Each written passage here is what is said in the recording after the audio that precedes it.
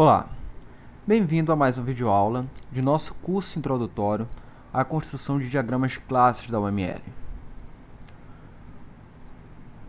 Até aqui, entendemos os principais conceitos que norteiam os diferentes elementos da notação da UML para nos permitir elaborar diagramas de classe, e também, nas duas últimas videoaulas, analisamos ou conhecemos uma heurística de apoio à definição de diagramas de classe.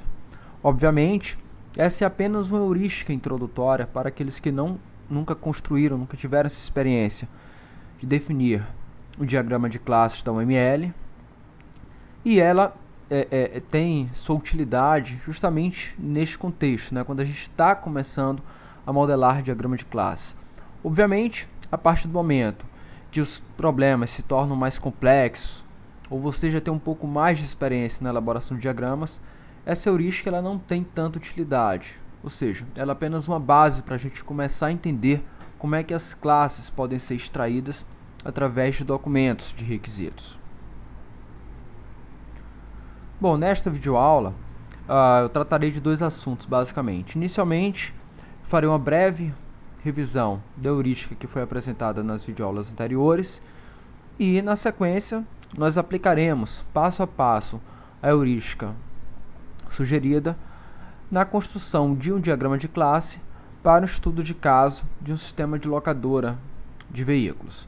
Vocês vão estar percebendo que o sistema ele é muito simples e baseado apenas em um minimundo, e o objetivo é apenas ilustrar os conceitos, né? A gente não tem o objetivo de ter um conjunto de requisitos completo para o domínio que a gente vai estar estudando aqui nesse conjunto aqui de videoaulas. Bom, então apenas para reforçar a questão da heurística de elaboração de diagramas de classe, eu vou passar aqui rapidamente novamente pelo conjunto de atividades que são sugeridas de serem executadas para estar apoiando a identificação de classes, seus atributos, comportamentos e associações a partir de um documento de requisitos. Bom, então a primeira ação que a gente vai ter quando a gente estiver seguindo essa heurística é identificar o conjunto de classes que vai ser utilizado para modelar um diagrama de classes do software que a gente quiser construir, né? Na sequência, são identificados os atributos e comportamentos associados às classes identificadas. Feito isso, a gente começa a tratar a questão do relacionamento, né? Onde nós vamos estar preocupados, basicamente, com a questão da generalização entre classes. A gente vai estar identificando se é possível estar utilizando esse tipo de relacionamento no contexto especificado, e também adicionar os diferentes tipos de associações que podem existir entre classes. Associações, agregações, composições. Nesse momento aqui a gente identifica também as cardinalidades entre as classes e também nomeia e acrescenta navegabilidade às associações. E depois dessa etapa, a gente dá uma geral no modelo construído, justamente com o objetivo de estar identificando se aquilo que foi definido faz sentido para o contexto que a gente está analisando. Bom, então o primeiro passo seria justamente identificar as classes e os atributos que compõem a classe, e para isso sugere ler a especificação dos requisitos, extrair nomes simples ou compostos que denotem algum objeto contemplado no domínio do problema. Extrair dessa lista de nomes, a gente elimina aqueles que são redundantes, representam instâncias, são vagos ou genéricos demais, ou aqueles também que são desnecessários para a solução do problema. Bom, redundante são nomes que se repetem, representam instâncias, são aqueles que não representam um tipo em si a partir do qual um objeto ele pode ser criado, né? São vagos ou genéricos demais, ou seja, são abstratos, podem causar mais de uma interpretação, esses também podem ser eliminados. E aqueles desnecessários são aqueles que de fato aparecem na especificação de requisitos, mas fogem ao contexto da solução que a gente está propondo para um problema em questão. Bom, é preciso também, quando a gente está identificando as classes, a gente identificar quem são os atores para a gente poder ter uma noção se aquele substantivo, se aquele nome que a gente identificou, ele vai precisar estar contemplado de fato como uma classe no sistema, ou se vai ser meramente um ator que vai estar interagindo com o projeto que a gente vai estar elaborando.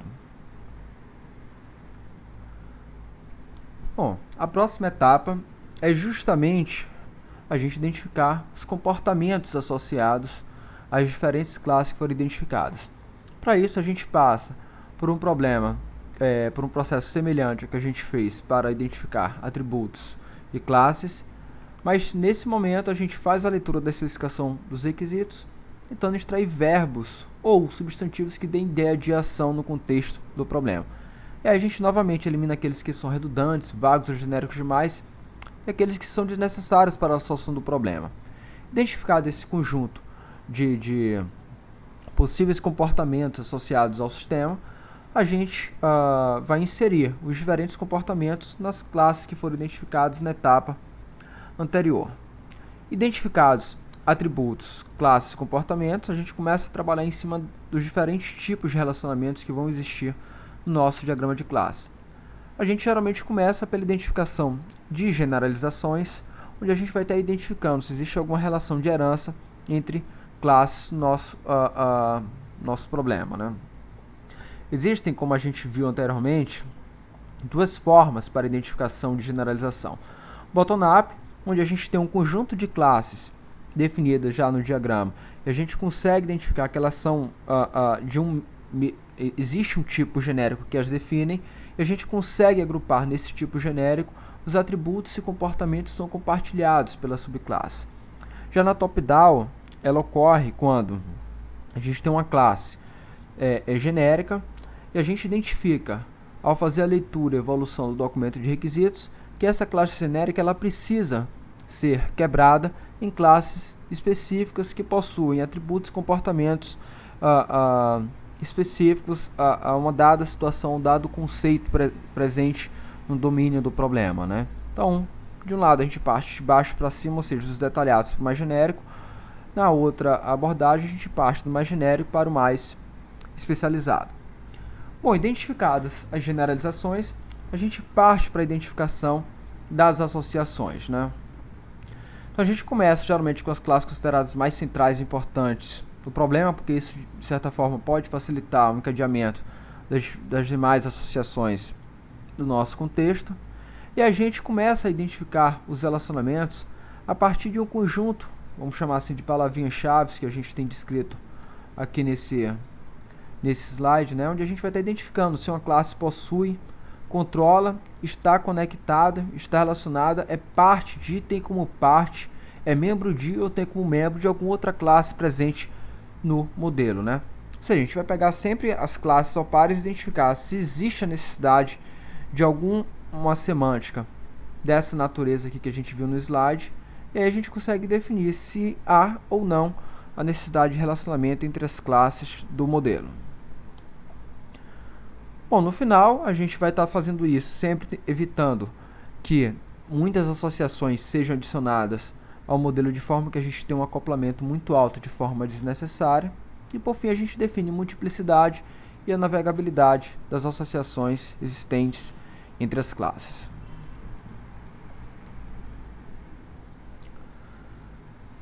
Bom, então dando início ao nosso estudo de caso aqui para a elaboração do diagrama de classe, nós voltaremos para aquele mesmo estudo que foi feito inicialmente para a identificação do diagrama de casos de uso em um curso paralelo a esse que tem sido publicado no portal da Engenharia de Software Magazine, que foi o curso introdutório à engenharia de requisitos, né?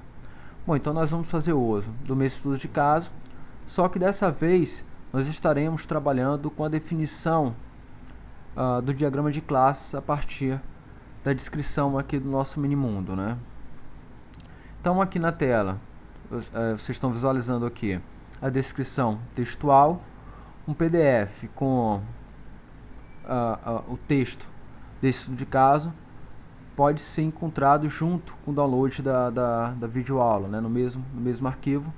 E aí eu sugiro que vocês peguem esse documento e vão acompanhando agora passo a passo a construção do diagrama de classes com base na heurística que foi apresentada agora há pouco. Bom, então aqui só estou apresentando rapidamente o estudo de caso. Ele se trata simplesmente de uma locadora de veículos, né? E o sistema auxilia basicamente no aluguel e na devolução do veículo por parte do cliente, sendo que aqui nós temos as principais funcionalidades, que são alugar carro, dar baixa, cadastrar cliente e cadastrar carro. E a partir de agora nós daremos início justamente à construção do diagrama de classe com base na nossa heurística, né? Então os passos que nós vamos seguir são esses daqui. Identificar primeiro o conjunto de classes, depois adicionar atributos e comportamentos a essas classes. Feito isso, identificar generalizações e associações que vão ser postas no modelo. Por fim, rever o modelo fazendo os ajustes necessários em termos de adição, remoção de classes, atributos, comportamentos, associações ou generalizações, né? Bom, então nosso primeiro passo para auxiliar a definição do diagrama de classe é justamente identificar as possíveis classes e atributos que vão compor o diagrama de classe, né? Para isso, a gente vai fazer a leitura da descrição dos requisitos e a gente vai, a cada substantivo ou nome que dê ideia de objeto gerenciado pelo sistema identificado, a gente vai separar isso daí e jogar em uma lista, certo? Depois de feita essa identificação inicial, a gente vai fazer a tentativa de definição de quais são as classes que estão presentes no sistema, eliminar aquilo que foi informação estranha e, por fim, nós temos as classes e os atributos identificados para o diagrama de classe que está sendo elaborado.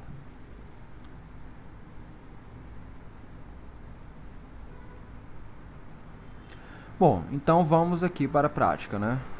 Vou sair aqui rapidamente da apresentação.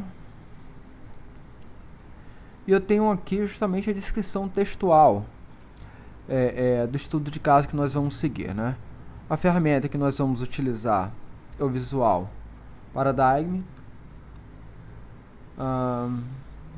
Estou aqui com o diagrama de casos de uso aberto para um exemplo que foi feito no curso anterior, só que a gente não vai trabalhar com o diagrama de casos de uso nesse caso. Nós vamos trabalhar apenas com a elaboração do diagrama de classe. Então vou chegar aqui, selecionar com o botão direito, selecionar a opção New Class Diagram, para a gente ter acesso à área de definição do diagrama de classes, né? Obviamente, a gente vai estar utilizando isso aqui aos poucos e aprendendo a utilizar a ferramenta à medida que a gente for